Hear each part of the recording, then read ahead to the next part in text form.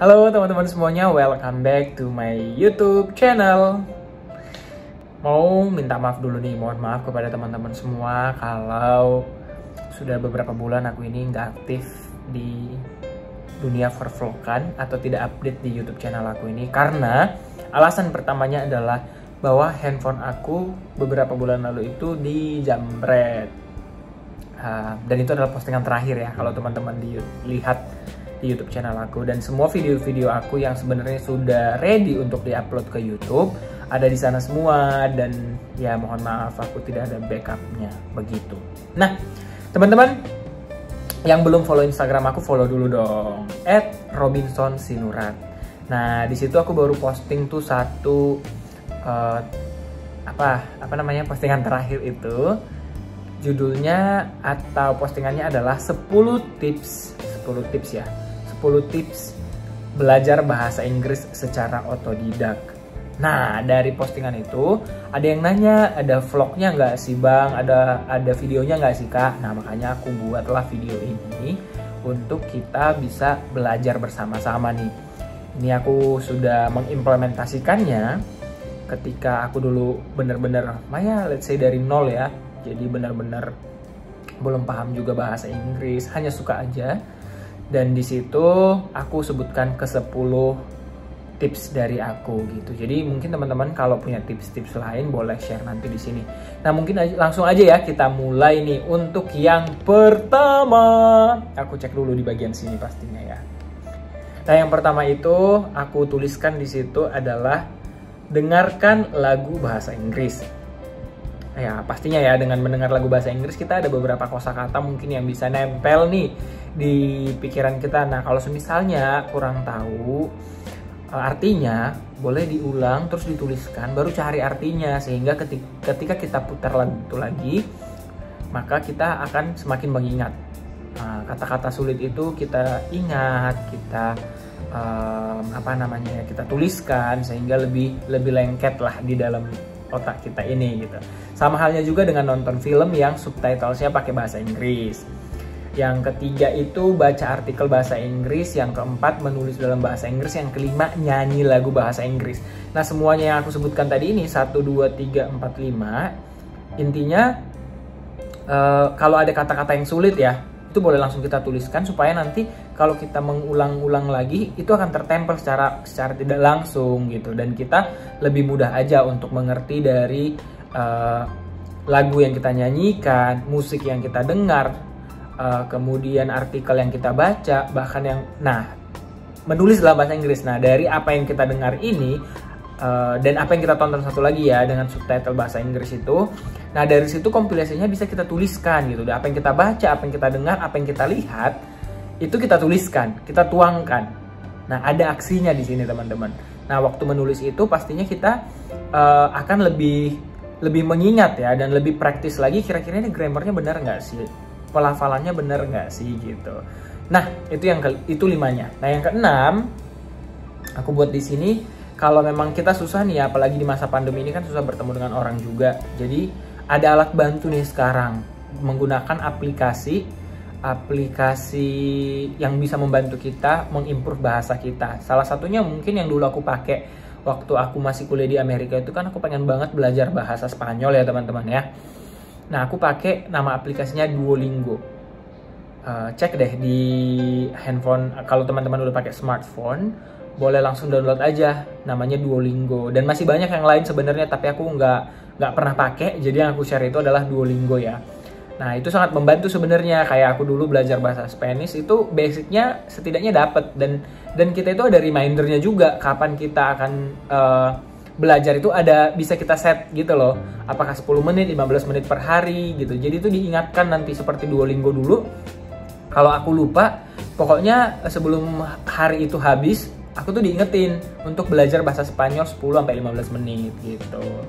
Nah kemudian yang ketujuh nih, kalau mau SMS-an, mau chatting, atau mau WhatsApp sama teman-teman atau siapapun itu, keluarga dan segala macam, coba aja bahasa Inggris gitu. Jadi semuanya serba Inggris, sehingga kita akan terbiasa. Seperti pepatah mengatakan, ala bisa karena biasa.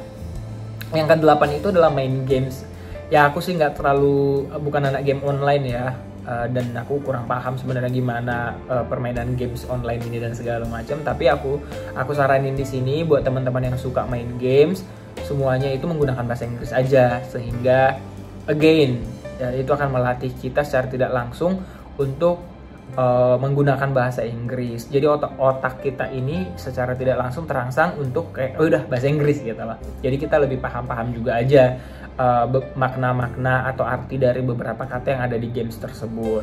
Nah, yang ke-9 itu, kalau settingan HP kalian nih ya teman-teman masih menggunakan bahasa Indonesia, gantilah ke bahasa Inggris. Jadi ketika kita buka nih ada sesuatu hal atau pengaturan atau apapun itu yang ada di handphone kita semakin familiar nih dengan bahasa Inggrisnya gitu.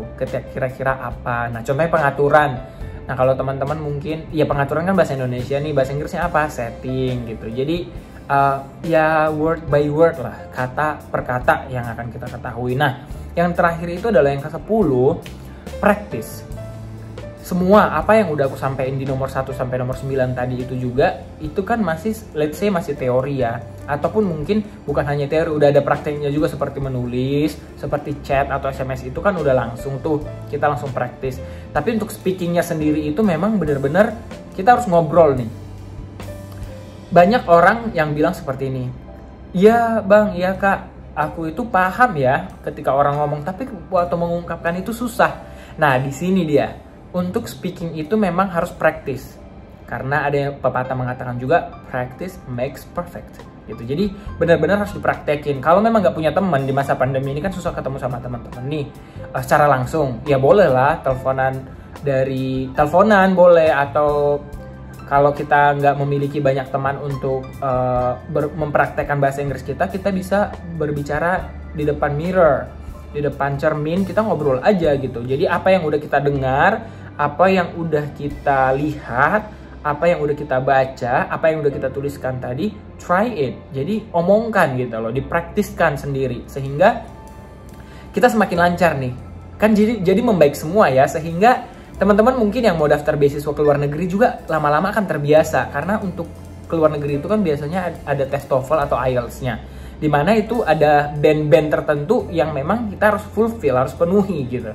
Dan syarat tips-tips yang aku kasih tadi ini teman-teman itu akan sangat membantu sekali.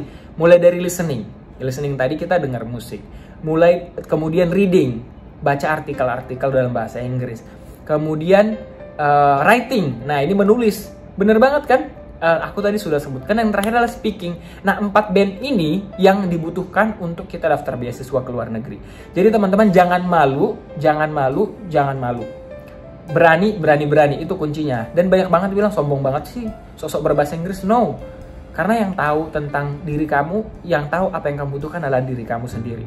Sehingga kalau orang lain ngomongin kayak gitu, terserah lah gitu. Tapi in your mind, kalau kamu itu memang you want to learn English, dan kamu itu mau belajar dan mau sekolah ke luar negeri, sehingga memang butuh dan harus bisa berbahasa Inggris. Jadi teman-teman good luck ya untuk mungkin quote-quote atau hal-hal lain yang lebih personal mungkin, dan teman-teman pengen tahu lebih jauh nih tentang aktivitas aku, boleh dong follow Instagram aku ingatkan lagi @robinsonsinurat, atau TikTok nih di sekarang ini sudah lagi musim TikTok sama @robinsonsinurat, Twitter juga @robinsonsinurat. Teman-teman, semoga sharing atau 10 tips untuk bisa belajar bahasa Inggris secara otodidak ini bermanfaat. Dan kalau ada hal-hal nih, sesuatu yang ingin teman-teman inginkan lagi aku share, boleh tinggalkan di kolom komentar. Jangan lupa ya, pokoknya YouTube channel aku harus di-subscribe dulu, kemudian di-share nih ke teman-teman yang lain supaya informasi ini menyebar kemana-mana. Kemudian jangan lupa di-like. Oke, thank you so much, stay safe and healthy.